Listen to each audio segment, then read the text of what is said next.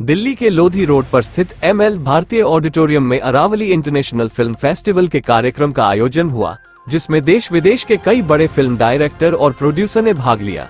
इस कार्यक्रम का आयोजन डॉक्टर अवनीश राजवंशी के द्वारा आयोजित हुआ था, जिसमें मुख्य अतिथि के रूप में मेंबर ऑफ पार्लियामेंट, पूर्व शिक्षा मंत्री, उत्तराखंड के पूर्व मुख्यमंत्री रह चुके डॉक्टर रमेश पोखरियाल उपस्थित हुए, जिन्होंने कार्यक्रम के आयोजक की सराहना की, जिन्होंने इस तरह के कार्यक्रम में मुझे यहां बुलाया जहां पर इतने बेहतरीन प्रोड्यूसर और डायरेक्टर को देखा, जिन्होंने अपनी मेहनत से बहुत ही बेहतरीन फिल्में बनाई है। वहीं आपको बता दें कि इस कार्यक्रम में अवार्ड शो का भी आयोजन हुआ था, जिसमें उन डायरेक्टर और प्रोड्यूसर को अवार्ड देकर सम्मानित किया। आइए देखते हैं हमारे सिटी एक्सप्रेस न्यूज के संवाददाता मारीदास की ये रिपोर्ट। धन्यवाद। अरावली अंतर्राष्ट्रीय फिल्म समारोह ये चौथा वर्ष है उसका, और मुझे इस बात की खुशी है कि पूरी दुनिया से तमाम देशों से जो फिल्में और वो भी उत्कृष्ट कोटि की जो फिल्म है वो आती हैं, उनमें से ये चयन करके और फिर जो श्रेष्ठ फिल्में हैं उनमें से भी जो चयनित होती हैं उनको यहाँ पर अवार्ड दिया जाता है। कई देशों की फिल्मों को दिया गया, देश की कई फिल्मों को दिया गया, कई कलाकारों को दिया गया, और यहाँ तक कि क्षेत्रीय फिल्मों को भी सम्मान दिया गया है। ये रचना के क्षेत्र में ये जो अभियान है, जैसे कि राजवंशी जी जो इसके निदेशक हैं और इस अभियान में जुटे हैं, राजवंशी जी का जो लक्ष्य है वो मिशन पूर्वक इस गतिविधि को आगे बढ़ाना है। तो हम सभी लोग राजवंशी जी और उनके सभी सहयोगियों को यहाँ पर बधाई देने के लिए आए हैं, और जो लोग यहाँ सम्मानित हुए हैं, जिनको अभिनंदित किया गया, जिनको अवार्ड मिला है, उन सभी लोगों को शुभकामनाएं और बधाई देना चाहते हैं। यह अभियान निरंतर आगे बढ़ते रहना चाहिए, क्योंकि निर्माण का ये अभियान है, इससे समाज में बहुत परिवर्तन होते हैं। मन स्थिति का परिवर्तन होता है, परिस्थिति का परिवर्तन होता है, और एक नई ऊर्जा का संचार होता है। तो ये जो अभियान चल रहा है, मैं इनके पूरे जो लोग भी इस अभियान से जुड़े हैं उनको मैं बधाई देना चाहता हूँ। तो हमारे लिए बहुत सम्मान की बात है कि डॉक्टर रमेश पोखरियाल आए और उन्होंने इस प्रोग्राम को अपना आशीर्वाद दिया, और मैं समझता हूँ, और मुझे पहली बार मालूम चला कि वो इतने बड़े लेखक हैं और इतने क्रिएटिव पर्सन हैं। तो आई एम रियली ऑनर्ड कि वो हमारे साथ हैं, और मैं समझता हूँ कि फ्यूचर में भी वो हमारे प्रोग्राम को और हमारे फेस्टिवल्स को अपने आशीर्वाद करेंगे।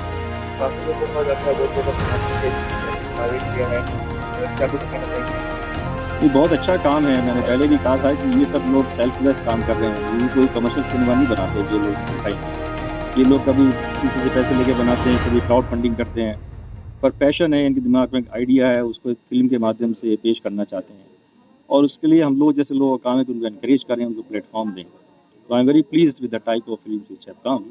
दे are fantastic, very good quality, and I am sure in future we will get better films. Simantini Chakraborty, and I am the filmmaker for Joyful. क्या कुछ कहना चाहिए आज के इस इवेंट के लिए? I'm extremely happy to be here. Joyful has screened around the world in 22 countries. It's won 15 awards, and I'm very happy to be here when this festival is going on. Perfect timing. How was your experience then? So I've just come in, so I've not seen any films yet. So I've come in for the second block of films. Thank you. Thank you. आभारी हूँ इन film festival से, जो मेरा film यहाँ पर screening हुआ है। मैं आभारी हूँ फिल्म फेस्टिवल का, Aravalli film festival.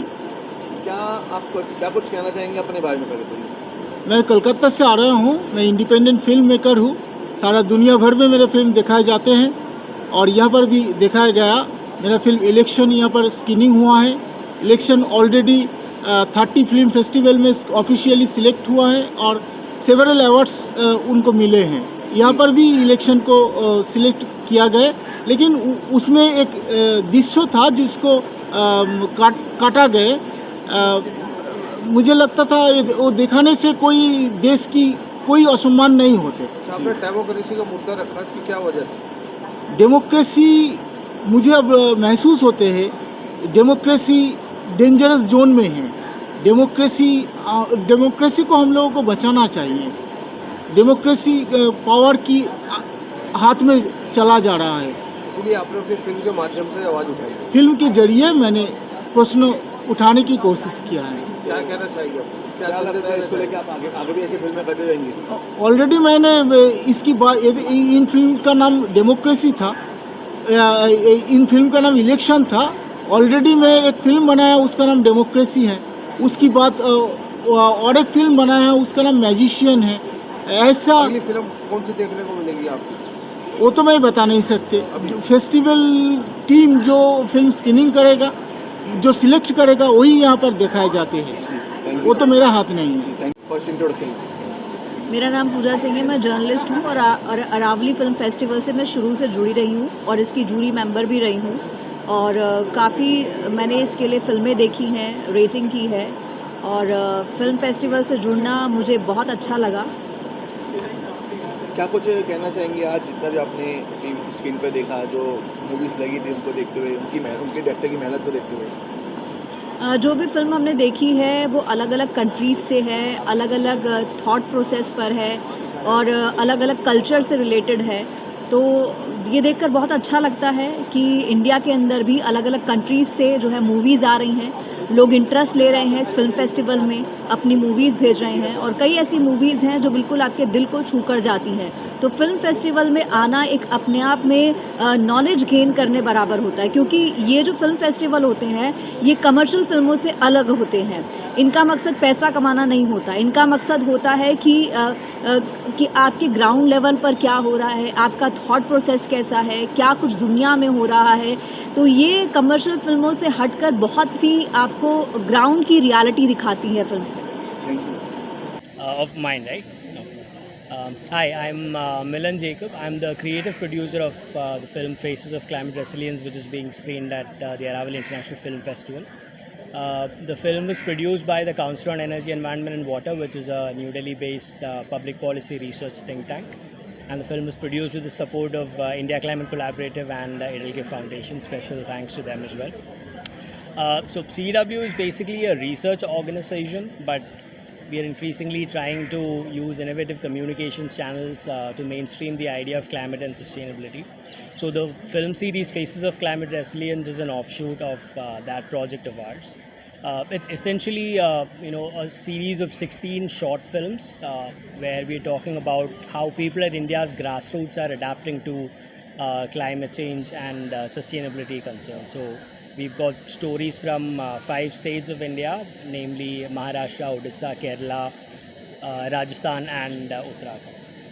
So there are very interesting examples of how women's groups are, coming forward and using nature-based solutions along Odisha's coastline to, protect their agricultural lands from cyclones and seawater intrusion. There's an example of a youth group in Mumbai who are working very closely with an NGO to, create awareness and sensitize their local community about the impacts of climate change. There's another women's collective in Uttarakhand that's working very closely with the forest department to combat forest fires. So these are some of the examples of stories that we have. Many thanks to Aravali Film Festival for selecting the film and making it a part of the final round of films. Do check out more of the films which are available on our YouTube channel, on CEW's YouTube channel. Yeah.